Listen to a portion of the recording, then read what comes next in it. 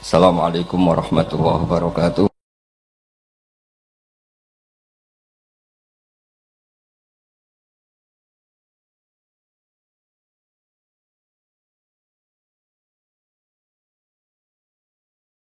Nah, kemudian di sini saya tabarruk dengan Said Muhammad, gurunya Kiai Haji Azaim. Saya mau cerita tentang amaliyah tadi. Saya sebetulnya nggak niat bacakan bab itu, gara-gara ada khataman jumlahnya banyak saya jadi pusing. Ini panitianya tanya, khatam betul apa enggak? Iya Gus, khatam betul. Tapi kayaknya saya tidak yakin itu. Karena saya ini kan dari pondok tahfidz itu. Biasanya anak khataman itu ya rada bodoni itu.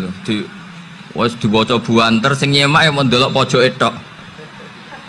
Mergo kebanteren. Nah, akhirnya lafat-lafat yang di tengah itu enggak di apa? Baca. Tapi ya semoga dimaafkan Allah lah. Yang jelas itu enggak. Tapi saya mau cerita ya. Jadi cara berpikir Said Muhammad ini nanti juga saya teruskan di Ma'had Ali. Ini saya baca ya.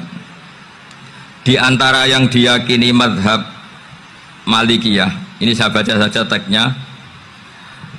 Jadi ada riwayat namanya, kalau Said Muhammad bahasakan itu ataqoh somadiyah. Kalau di Indonesia kadang orang bilang al-ataqoh al-kubro, yaitu dengan membaca surat Ikhlas. Di sini jumlahnya hanya 100 kali, kila 1000 kali. Tadi berapa semua? 700 juta ini sudah susuk banyak ini. Di sini hanya 40, riwayat lagi 100, 1000. Terus sampai tadi berapa? 800 juta. Wah, ini sudah susuk ini. Itu anak cucu sampean pasti masuk surga itu kalau gitu. Ini saya baca, ini kitabnya Said Muhammad ini. Suratul Ikhlasi wal Itqu minan nar. Akhrajat Tabrani fil Kabir an Fairuz ad-Dailami wa Ibnu Uftin Najasi. Waqad khadaman Nabiyya sallallahu alaihi wasallam. Orang ini jadi khadimnya Nabi. Qala Rasulullah sallallahu alaihi wasallam, "Man qara'a qul huwallahu ahad mi'ata marratin fi shalat ghairiha kataballahu lahu bara'atan minan nar." Ini hanya berapa ini? Mi'ata marrah. Berarti kalau satu orang itu cukup 100. Tadi sudah untuk 7 turunan tadi untuk orang berapa? Ya, untuk 7 turunan cukup ya? Cukup. Untuk 7 turunan ya, sudah susuk ini, sudah susuk ini. Aduh, ribet ini. Nah, ini tak cari pembenarannya, ini supaya keren. Ini di halaman 188 Abwabul Farad. Warwa Ibrahim bin Muhammad al-Khiyari fi fawaitihi an Hudzaifah marfu'an, man qara'a qul huwallahu ahad alfa marratin faqad ishtara nafsahu minallah. Berarti 100, ada riwayat lagi 1000. Nanti tak carikan lagi yang berapa? 1 miliar mungkin. Jangan dengar banyak-banyak. Nah, ini saya baca ya. Wa hadzal adatu huwa al-ma'rufu bi ataqatis somadiyah. Wa qad nassa jama'atun mutaakhiril malikiyah ala istihbabi ataqatis somadiyah wa haddu ala qiraatiha wa istimaliha. Minhum Asy-Syaikh Abdus Salam Al-Asmar saat terus ini. Jadi kullu haula'i istahabbu ataqatas somadiyah ma'atirafi ba'dihim kal misnawi bisyiddati du'fi hadisiha i'timadan ala anna hadha minal fadha'il allati yutasahalu fiha faman sa'a yasta'milaha roja'a khusulama fiha fala ba'sa bidzalik ala syarti alla ya'taqida thubuta dzalika anin nabi sallallahu alaihi wasallam hatta la yaqa'a fil kitsbi alaihi. Jadi intinya itu silahkan Anda bikin jumlah sesuai versi Anda. Yang penting Anda jangan kampanye kalau itu perintah Kanjeng Nabi Muhammad SAW. Karena kalau kamu atasnamakan Nabi kemudian jumlahnya sampai 800 berapa? 800 juta, berarti Nabi mengajarkan masyaqqah pada umatnya. Jadi cukup yang riwayat itu di sini hanya 100 sama 1000. Jadi kalau jumlah tadi untuk 7 apa? Turunan. Jadi kamu harus ditutup dengan doa, ya Allah, semua itu bukan untuk saya tapi untuk 7 turunan. Tolong catat ya Allah. Karena itu. Jadi artinya gini loh ya, orang Indonesia yang sering mempraktekkan ataqoh somadiyah itu bukan tanpa dalil. Ternyata dalam madzhab Maliki, saya masih ingat ketika mbah saya kandung, bapaknya bapak, asmane Mbah Nur Syam, itu wasiatnya minta dibacakan 4.000. Yang baca pas itu ya bapak sama anak-anaknya. Dan kemudian alhamdulillah zaman akhir itu mulai agak ngawur.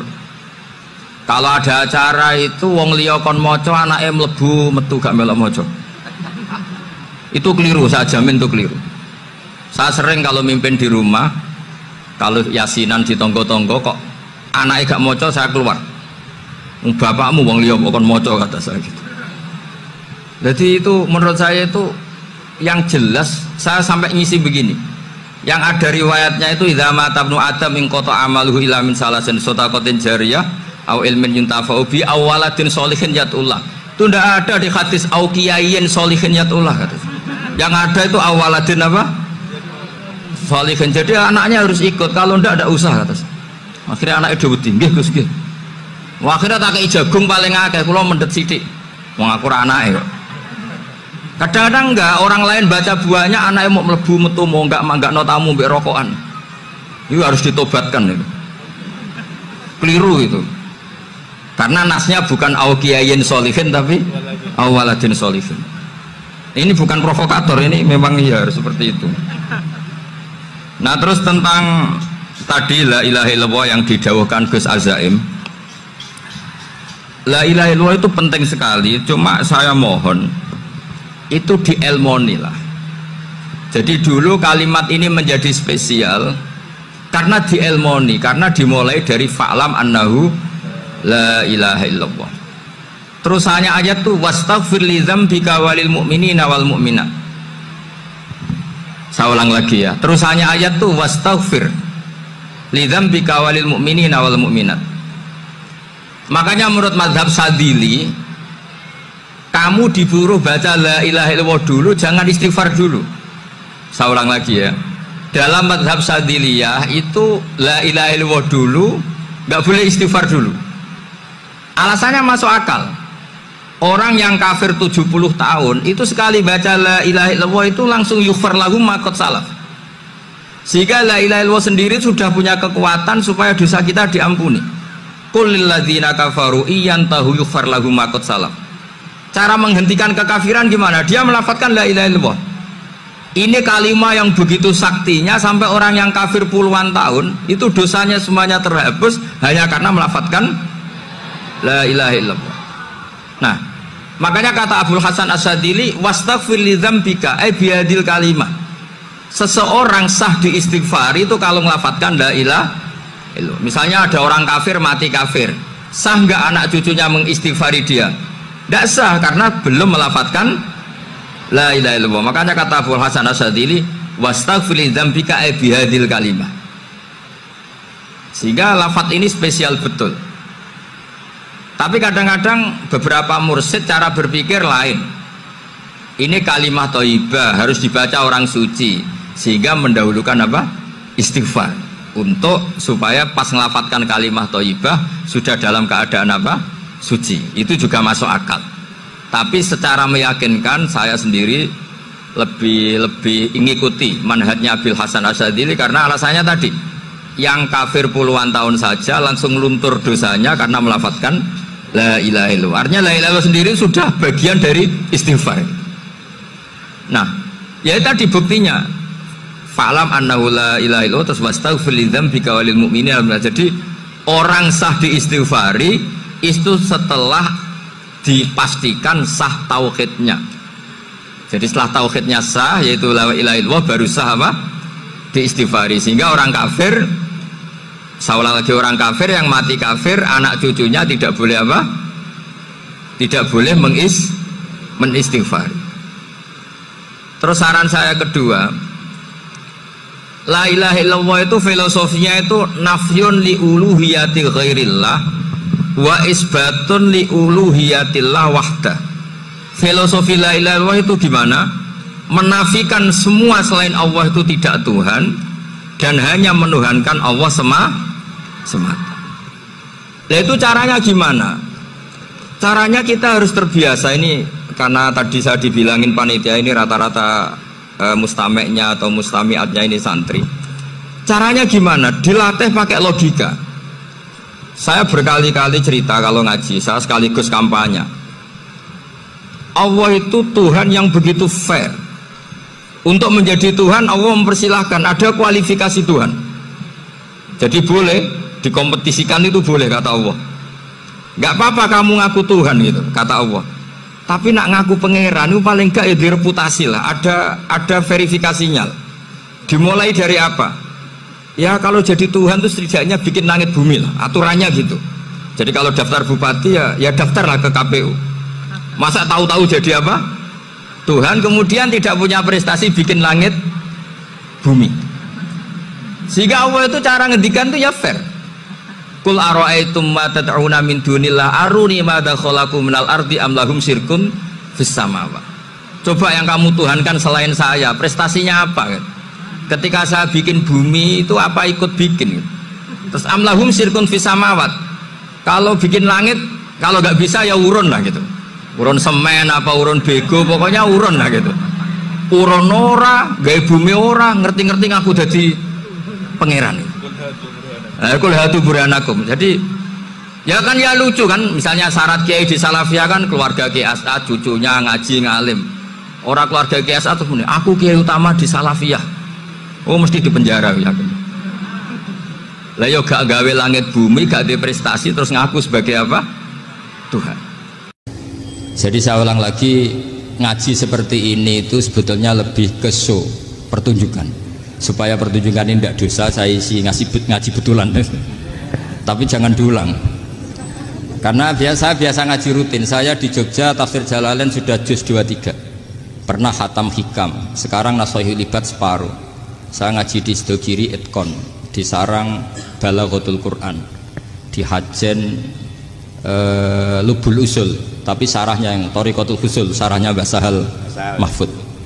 Jadi baru di sini ngaji bersaing sama orang yang mondok berapa? 3 bulan. Ini masalah. Masalah. Gak boleh mondok itu harus buat tulis zaman. Tapi ya tidak apa-apa, mungkin laduni ya. Jadi kalau mondok cepet itu kemungkinannya apa? Laduni. Begini, tapi saya tertarik apa yang dikatakan Kiai Haji Abdul Manan tadi menyangkut kalimat tauhid. Saya ngaji di mana-mana bilang, kalau ngaji itu yang tahqiq itu detail. Detail itu bahasa Arabnya tahqiq. Jadi kita misalnya berpikir secara jernih, orang yang kafir 70 tahun itu pasti menjadi muslim karena melafadzkan la ilaha illallah. Dan itu bi ijma'il ulama. Semua ulama mengatakan demikian. Saya ulang lagi, itu bi ijma'il ulama. Karena mansus di Quran ada ayat kulil ladina kafaru iyantahu yughfar lahum ma qad salaf. Kalau orang yang kafir 70 tahun bisa dihilangkan kekafirannya hanya dengan kalimat la ilaha illallah Muhammadur Rasulullah. Berarti kalimat ini statusnya apa? Penghilang kekafiran, apa? Penghilang kekafiran. Lalu ada kelompok yang mengatakan gara-gara kalimat la ilaha illallah dan pegang patok nisan itu orang menjadi kafir. Ini kan jadi paradok. Lafat yang kita statuskan sebagai penghilang kekafiran dengan lafat yang sama orang menjadi kafir. Itu gak ketemu nalar. Mbok nalar paling apapun tetap gak ketemu. Kecuali tadi ya dalilnya pokoknya ngotot tadi. Itu memang kacau itu. Tapi alhamdulillah mereka insya Allah ya sadar. Kamu jangan bayangkan mereka tidak sadar terus, berarti kamu doanya jelek. Bisa saja mereka sudah ingin sadar, berhubung di gojlok ini terus gak jadi sadar. Jadi jangan-jangan salah kita karena sering gojlok sehingga yang mau sadar jadi tidak apa? Nggak sadar. Saya tadi jam 10 sampai setengah 2 masih ngajar di pondok saya ngajar tafsir masih di Rembang sana saya. Terus saya ke Semarang Dalalah Muyassar. Ya mungkin agak-agak keramat, jadi tetap jam 3:15 saya bisa ketemu Habib Umar Hafid. Saya beberapa menit ya diskusi tentang manhaj beliau, dan kebetulan saya sering belajar kitab beliau sama alumni-alumni Darul Mustafa. Meskipun saya tidak pernah ke sana, tapi saya tahu betul mazhab beliau karena al arwah junudun apa? Mujannada. Begini, saya sering dingetikani Mbah Mun, politik tidak jelas itu bagian dari kejelasan. Ini yang perlu dicatat. Jadi politik tidak jelas itu bagian dari apa? Kejelasan. Misalnya begini, siapa yang mengira Khalid bin Walid yang sangat musuhi Rasulullah, dia panglima orang kafir ketika ngalahkan Rasulullah di perang Uhud, akhirnya Khalid bin Walid masuk apa? Islam. Begitu juga Wahsy, qatilu ahabbin nasi ila Rasulillah, pembunuh Sayyid Hamzah, akhirnya juga masuk Islam. Begitu juga Abu Sufyan, dia pemimpin besar kafir Mekah ketika perang Badar, ketika perang Khandaq, akhirnya juga Islam dan menjadi mertua Rasulullah Shallallahu Alaihi Wasallam. Dari fakta ini kemudian banyak ulama alim yang ngambil sikap itu ya cara Jawa itu anggang-anggang. Anggang-anggang itu gak tegas, tapi gak tegas dari rumusan ilmu yang detail. Saya ulang lagi, gak tegas tapi dari rumusan ilmu yang apa? Detail. Bisa saja orang yang sekarang kafir suatu saat mukmin atau muslim. Bisa saja yang sekarang sedang fasik suatu saat soleh. Bisa saja yang mondok 3 bulan Rois PBNU. Sementara yang mondok lama kadang KRT. Tapi itu hanya hukum duniawi. Saya yakin yang KRT ini PBNU di akhirat. Karena mondoknya lebih apa? Lama. Itu tak jamin. Saya juga berencana mimpin itu di akhirat saja, bukan di dunia. Makanya saya mohon SK itu berakhir muktamar mendatang. Karena saya sudah kiai sebelum diangkat. Makanya saya ulang-ulang, kalau pengangkatan itu niatnya ikrar, saya terima. Tapi kalau niatnya ngangkat, tak gugat di pengadilan. Ini tidak guyon, ini betulan itu. Ya, tapi ini hanya guyon saja. Nah, ini penting saya utarakan teori ngaji ya. Ini saya bacakan naskah asli Sayyid Umar Hafidh supaya Anda dapat barokah beliau. Karena beliau selain alim allamah, muridnya Habib Salim, juga beliau pernah ngaji kutub Sayyid Abdul Qadir Segaf di Jeddah. Juga beliau sering istifadah di beberapa kiai. Ini saya baca teks Arabnya kemudian saya terjemah. Bagi yang tidak setuju pemaknanya bisa gugat, karena saya baca Arabnya. Yang nggak setuju pemaknanya bisa gugat, tapi tak jamin kalah karena saya paham betul teksnya maknanya seperti itu. Logikanya tadi ya, ketika Rasulullah ngambil sikap tegas kepada qatilu Hamzah yaitu Wahsy, dan ketika Rasulullah ngambil sikap tegas pada orang-orang yang mengalahkan beliau di perang Uhud, kaifa yuflihu qaumun fa'alu bi anbiya'ihim hakadha, bagaimana mereka jadi orang benar atau orang yang dapat apa? Kebahagiaan kalau mereka perlakuannya seperti Nabi seperti ini, yaitu Nabi sujjawajjuh masyhur wa kusirat ruba, yaitu Nabi itu wajahnya terluka, gigi serinya tanggal. Orang-orang seperti ini tuh nggak akan bejo kalau orang Jawa, nggak akan falah. Tapi apa yang terjadi? Allah menurunkan ayat laisa laka minal amri syai'un aw yatuba 'alaihim aw yu'adzibahum. Muhammad itu bukan wilayah kamu ngecap orang, menstigmasi orang itu tidak wilayah kamu. Saya bisa saja mengampuni mereka atau menyiksa saya itu atau menyiksa mereka itu wilayah saya, kata Allah. Saya bisa saja mengampuni mereka atau menyiksa mereka itu wilayah saya. Sehingga akhirnya apa? Rasulullah tidak ngambil sikap yang mungkin orang lain mengatakan itu tidak tegas. Tapi itu kearifan. Betul, akhirnya Wahsy malah masuk Islam. Khalid bin Walid panglimanya juga masuk Islam. Dan beberapa orang kafir juga masuk Islam, termasuk mimbenihim, ketuanya yaitu Abu Sufyan. Ini penting saya utarakan. Makanya ini saya baca pembenaran dari konstruksi pikiran tadi. Nah ini supaya khas. Ini khasnya orang mondok 10 tahun nih. Jadi ini tak baca ini. Nah, biar jelas ini nanti teksnya persis ya, tidak saya rubah. Ini di kitabnya Habib Umar Hafidh, namanya itu Taujihun Nabi Limardoti Bari. Kalau diterjemah ya mengarahkan orang yang sadar. Nabi itu orang yang sadar ya, sampai ini termasuk orang yang sadar. Limardoti Robbi, menuju mendapat ridho Tuhan atau Allah Subhanahu wa Ta'ala. Saya baca teksnya ini di halaman 179. Ini tidak ada yang saya rubah, tidak saya kurangi. Bismillahirrahmanirrahim.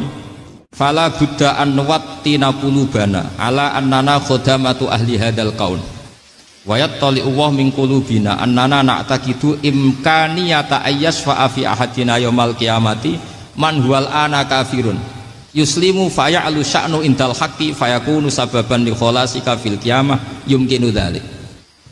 Jadi kita-kita para dai, para kiai itu adalah khodamatu hadal kaun. Kita ini adalah pelayan alam raya ini yang selalu berharap alam ini akan lebih baik. Orang yang sekarang sedang kafir bisa saja nanti yang nyafaati kamu di akhirat, yaitu mereka masuk Islam lalu Islamnya lebih serius, akhirnya punya hak syafaat. Sementara kamu Islam mulai kecil tapi biasa-biasa saja seperti ini, mulai dulu ngaji terus sama Ki Abdul Manan, nggak pernah yang ngisi ngaji, itu artinya nggak ada perkembangan. Makanya saya nggak ingin ngaji lagi karena saya ingin perkembangan Anda nanti tukang mengisi, bukan yang diisi. Kalau saya nanti ngaji lagi di sini, artinya Anda kalau tetap mendengarkan itu tidak ada perkembangan. Pantes saja semulang Gus Bahak sampean sing ngaji. Sekali-kali ada perkembangan, saya ngaji sampean yang mulang, itu bagus itu. Meskipun itu perkembangan yang menyesatkan.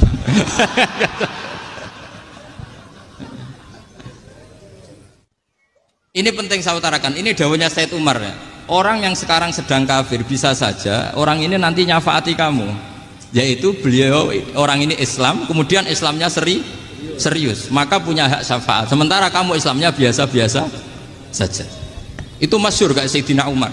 Sayyidina Umar Islam di hari itu langsung makomnya makom yang a'la, sehingga mengalahkan yang sudah Islam lebih lama. Karena Islamnya Umar itu menjadi izzatul Islam betul. Makanya jangan benci orang tegas teman-teman, kadang ya ada baiknya. Abu Bakar itu sudah Islam tapi layinal janib, orangnya santun. Kalau dipisahi orang yang menengahi lah kira-kira seperti itu. Begitu juga Bilal, Ammar, Suhaib. Singkat cerita, Rasulullah itu sering dibully ya, sering disiksa orang-orang kafir. Rasulullah berharap, wah kalau yang Islam gini terus repot.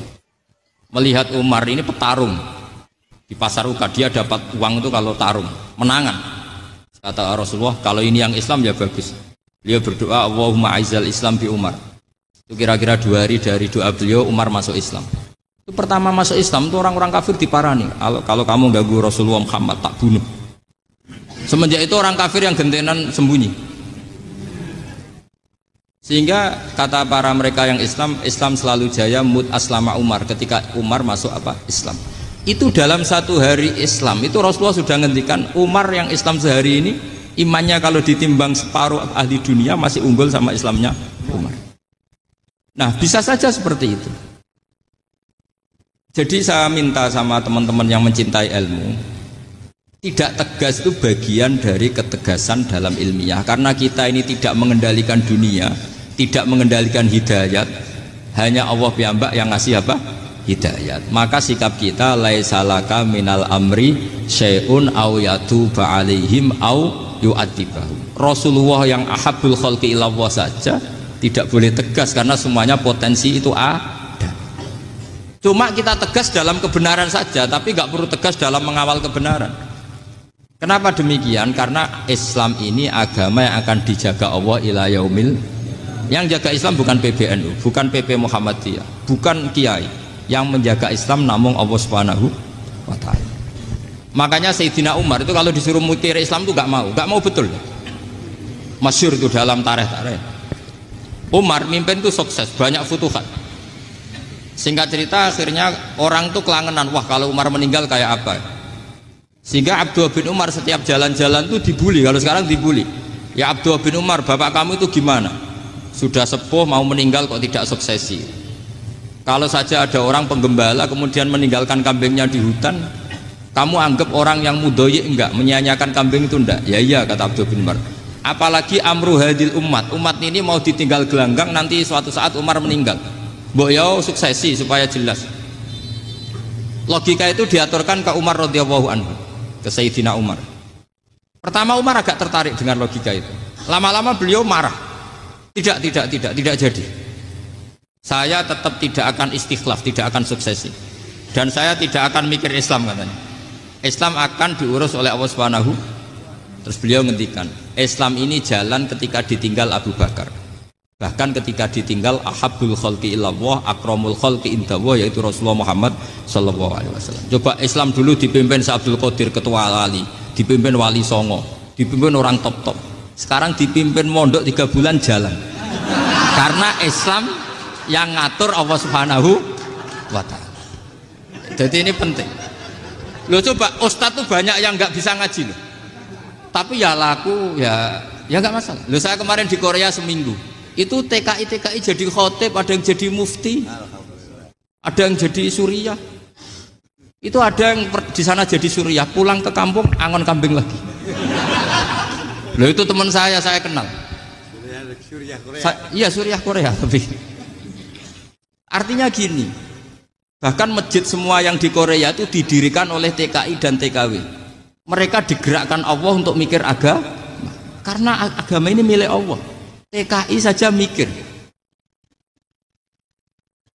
Makanya ini penting, yo dakwah tapi tauhidnya sing kenceng, jangan dakwah kenceng tauhidnya kendor.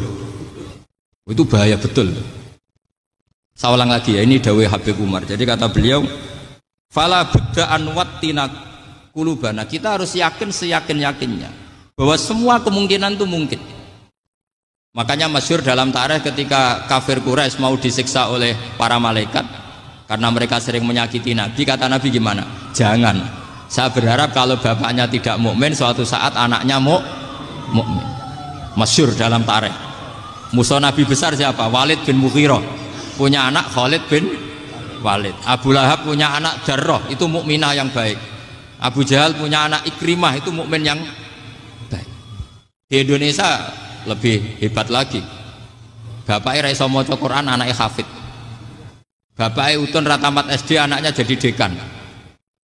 Di Indonesia banyak orang nggak siapa-siapa, anaknya jadi presiden, anaknya jadi menteri.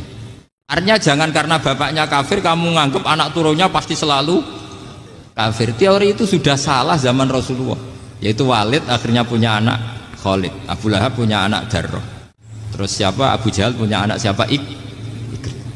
Ini penting saya utarakan karena dakwah kalau terlalu semangat nanti kalau menghilangkan tauhid bahaya. Tetap innal huda. Uni Soviet kayak apa? Mengkooptasi negara-negara sekelilingnya sampai jadi Zuni. Tapi apa yang terjadi? Uni Soviet yang runtuh, persemakmurannya semua rata-rata jadi negara apa? Islam, kayak Uzbek, kayak Ceknya, kayak apa-apa. Karena agama ini diurus Allah. Sehingga kalau dalam, tapi kamu ngitmai agama nggak apa-apa. Makanya istilahnya Habib Umar khodamah itu pelayan, nggak apa-apa. Kita ngitmai agama itu nggak apa-apa. Dengan ngitmai terus mikir nggak apa-apa. Tapi jangan mikir yang merasa kalau kita mati, wah nanti agama ini kukut karena saya mati. Kamu itu siapa? Agama Islam ini tidak pernah dipasrahkan kamu. Diurus oleh Allah Subhanahu Wa Taala sendiri. Sehingga ketika Wali Songo meninggal, agama ini tambah kuat sampai sekarang. Kecil saya itu kalau pengajian susahnya bukan main, harus izin sana sini. Sekarang setiap pengajian polseknya datang, polresnya datang, nggak ada intel, nggak ada apa. Padahal kiai dulu sama kiai sekarang itu kira-kira alim mana? Alim kiai dulu. Mbah Hasyim Asy'ari itu ngarang kitab sampai dibaca di Yaman. Saya sering baca juga kitab beliau, Risalatu Ahli Sunnah wal Jamaah. Kiai sekarang mau terjemah aja kadang salah memahami. Tapi ya Islam tetap jalan karena Islam ini dikawal, dijaga oleh Allah Subhanahu wa Ta'ala. Maka kalau dalam cerita tarikh sirahnya Ibnu Ishaq itu, tauhid itu penting. Beliau cerita begini. Sayyid Abdullah itu namanya Abdullah bin Abdul Muthalib. Kita tahu kenangannya Rasulullah terbanyak itu bukan dengan Sayyid Abdullah tapi dengan Sayyid Abdul Muthalib, dengan mbahnya. Karena Nabi itu mulai kecil dirawat oleh siapa? Mbahnya. Yaitu yang disebut Nabi ketika 2 bulan kan abahnya sudah meninggal. Ya saya baca ya, pakai bahasa Arab biar jadi bid'ah. Nanti kalau bahasa Indonesia ada bid'ah. Tidak betul. Diba atau berjanji sebenarnya itu kitab sejarah, berhubung dibaca bahasa Arab terus kayak mantra. Terus yang belakang mau nyenggai soleh aleh, sehingga kubu sebelah bilang itu khurafat dan bid'ah. Coba diterjemah ini, coba nanti saya baca bahasa Arab. Walamma tamma min hamli syahroni ala masyuril aqwalil marwiyatu fi bil madinati abuhu abdullah wa kana qad istaza bi akhwalihi bani adi min at-taifatin najariyah wa makatha syahron saqiman yu'anu nasukmahu wasyaqwa. Terus di pojok sana bilang soleh aleh. Pasti kubu sebelah yang liwat, wah itu khurafat bid'ah karena dianggap mantra. Padahal artinya coba sampean baca bahasa Indonesia. Ketika hamil Rasulullah umur 2 bulan, abahnya meninggal di kota Abwa. Kota Abwa adalah kota keluarga besar ibunya Sayyid Abdullah. Kebetulan pas ke sana beliau sakit sampai 1 bulan dirawat. Bid'ahnya di mana kalau diterjemah? Wong itu kitab tarikh.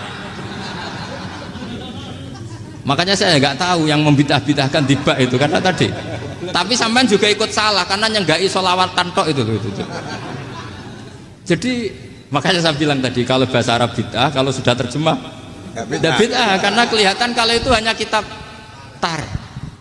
Loh, coba bid'ahnya di mana? Wa ba'du fa'aqulu wa Muhammad bin Abdullah bin Abdul Muthalib bin Hasyim. Itu kalau diterjemahkan, kamu harus tahu siapa nama Muhammad. Muhammad punya abah siapa? Rasulullah Muhammad Abdullah. Punya abah siapa? Abdul Mut. Punya abah siapa? Hasyim. Coba baca gitu di kubu sebelah. Oh iya mesti gitu. Berhubung kok baca bahasa Arab. Wa ba'du fa'aqulu wa Muhammad bin Abdullah bin Abdul Muthalib bin Hasyim.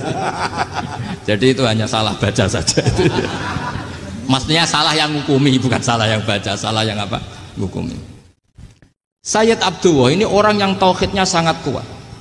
Sayyid Abdul Muthalib lebih kuat lagi. Saya cerita sedikit betapa pentingnya tauhid. Ketika pasukan Abraha bawa pasukan gajah mau menyerang apa? Ka'bah. Itu sebelum menyerang itu semua aset-aset milik orang kafir Quraisy, milik orang Quraisy lah.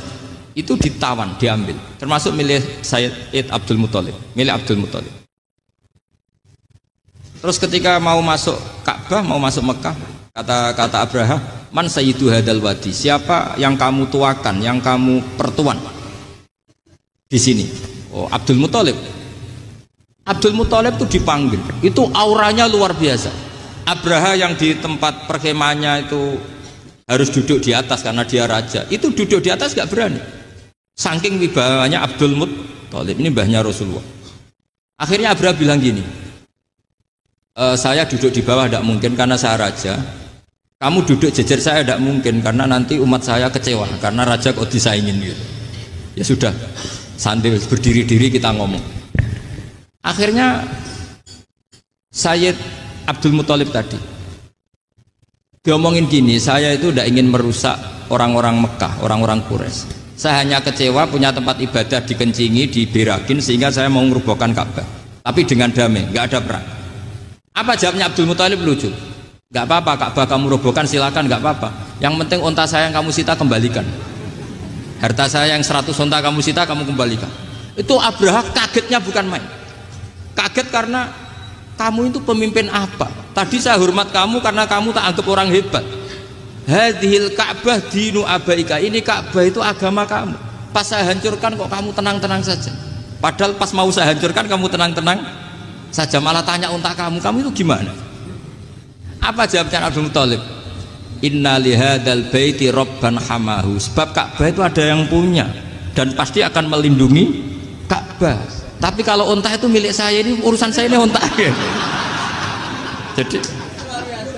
Jadi inna lihadal baiti robban hamahu itu tidak milik saya, itu ada yang punya. Ya sudah, biar yang punya aja yang jaga, itu tidak urusan saya. Akhirnya unta dikembalikan, aman deh, untung double. Terus akhirnya dia ke Ka'bah, fa'akhudha bi halaqatil bab, karena dulu apa itu halaqatil bab, karena dulu itu yang dipakai apa itu pegangan itu bentuknya apa, bulat, makanya diistilahkan halaqah apa, bulat. Kalau sekarang halaqah ilmiah itu seminar. Tidak. Halaqah itu buruhi lain lagi. Ya. Pegang terus bilang gini, kata Abdul Muthalib, ya Allah, Ka'bah ini mau dihancurkan oleh Abraha. Ka'bah ini milik kamu.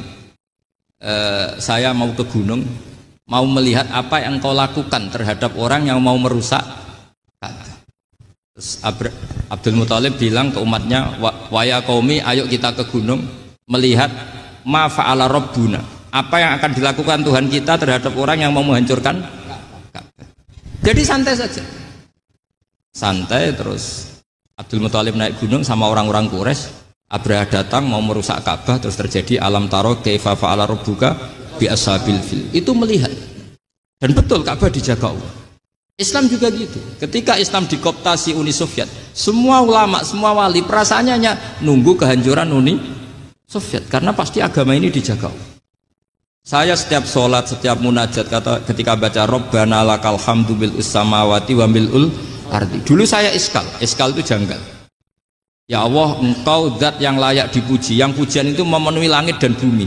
Pikiran saya kalau bumi ateis itu mujinya kayak apa? Tapi Masya Allah ketika saya datang di Korea, bumi ateis, ternyata di sana banyak masjid, banyak tasbih, bahkan ada sakduna di sana. Karena Allah sudah ngendikan lakal hamdu mil'us samawati wa mil'ul ardi. Dan sekarang nyata, semua bumi ateis, bumi apa saja, ada tasbihnya, ada tahmidnya. Makanya sadaqallahul adzim ketika ngendikan sanurihim ayatina fil afaq walladzi arsala rasulahu bil huda dinil haqqi liyuzhirahu 'alad dini kulli. Makanya saya mohon sekali bahwa agama ini harus kamu khidmah. Tapi enggak boleh kamu pikir. Atau dibaliklah, khidmah maka memikir. Tapi tidak usah GR bahwa agama ini diserahkan sampean. Saya juga agak ridho. Agama kok diurus orang-orang kayak gini, kayak apa nasibnya? Jadi ini penting karena rata-rata kiai alim itu tidak jelas. Terus oleh orang-orang yang nggak pernah ngaji itu, wah ini nggak jelas, nggak tegas. Islam itu harus tegas. Maksudnya tegas itu kayak apa? Tegas itu di wilayah kita. Kalau istri kamu mau diperkosa orang itu boleh tegas, itu wilayah kamu. Tapi kalau hidayat itu wilayahnya Allah Subhanahu wa Ta'ala, kita tidak pernah tahu. Bahkan yang sudah Islam saja, nyuwun sewu, itu nggak ada jaminan mati husnul khotimah. Kita tahu dalam sejarah Sa'labah itu dapat gelar hamamatul masjid, merpatinya masjid. Tapi kita tahu akhirnya Sa'labah itu apa? Su'ul khotimah. Sampai dalam Islam selalu diajarkan ya muqallibal qulub tsabbit qalbi ala din.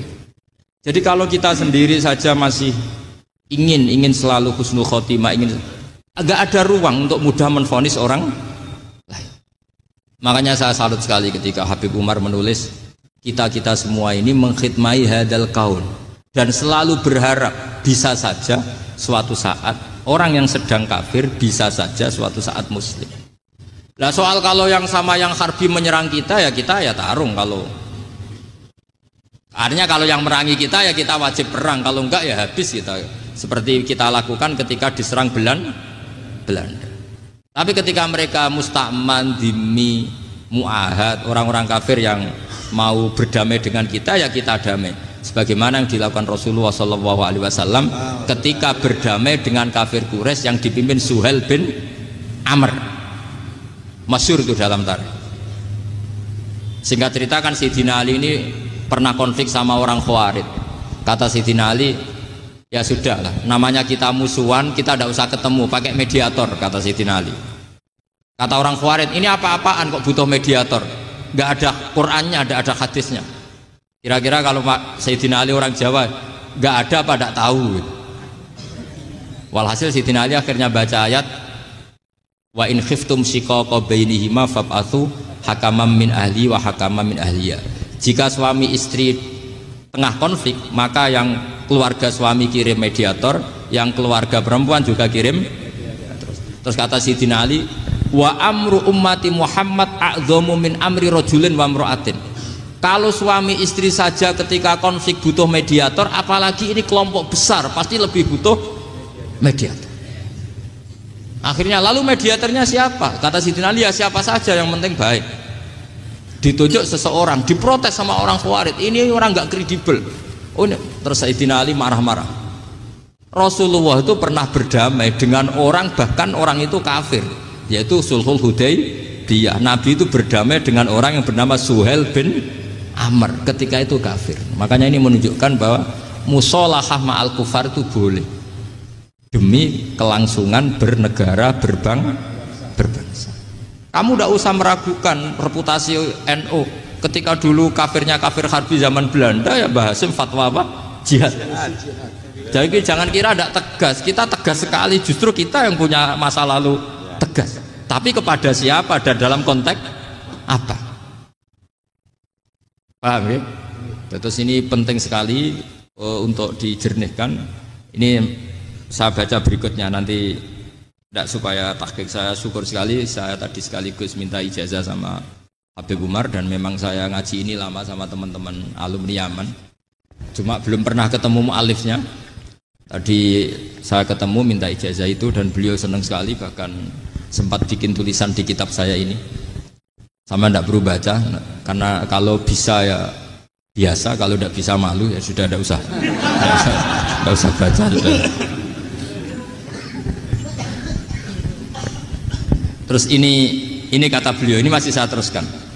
Nahnu min hadhil intilaqah naktasibu thabatana wa quwwata yaqinina wa illa fa fil ardi mu'aridun wa muntaqidun wa mukhalifun min akhyarin wa asyrarin sholihin wa fasikin muslimin wa kuffar. Kalau kamu punya satu metode ilmiah, metode dakwah, kamu harus siap karena pasti ada yang menentang. Yang menentang itu ya mulai orang soleh, tidak soleh, orang macam-macam. Jadi kalau sudah punya manhaj, memang dari awal harus siap apa? Ditentang. Jadi misalnya PBNU punya kebijakan apa, ya sudah siap saja dibully. Itu pasti itu, karena nggak ada manusia semua suka, semua benci. Kata beliau, anta in kunta fi syakkin min hadzal maslak wal manhaj fattabi man syi'ta wasaha angka ghaniyah wa in kunta ala yaqinin annahu al huda wa mirasun nubuwah wa annahu haqiqatu tarjamatil ahdi ma'rab fala tata'atsar min kalami ahadin yakunu mangkana. Jadi intinya kita mengawal Islam secara rahmatanil alamin itu justru kita berharap menjadi simpatik dan menjadikan mereka menjadi napa Islam. Jangan ketika simpatik dianggap gak tegas. Saya masih ingat betul dawuh Mbah Mun, hak sekseni, kata beliau, saya masih ingat kalimatnya sekseni. Aku ra tegas itu berdasar ayat laisalaka minal amri syai'un aw yatuba alaihim aw yu'adzibahum. Karena potensi sosial itu bisa rubah. Orang yang sekarang kawan kamu bisa saja suatu saat jadi musuh. Yang sekarang musuh kamu bisa saja suatu saat jadi kawan. Terus kamu ngambil sikap tegas dalam sesuatu yang nggak stabil seperti ini, lalu tegas itu kan nggak pada tempatnya. Makanya yang seperti ini kata Allah pakai asa itu menawa. Asa wahu ayyaj'ala bainakum wa bainal ladzina ataitum minhum mawaddah. Bisa saja orang yang sekarang musuhan dengan kamu suatu saat dijadikan mawaddah. Kamu udah mawaddah itu saling mengasihi. Kamu udah usah tanya wallahu qadir, kata Allah, karena Allah mampu.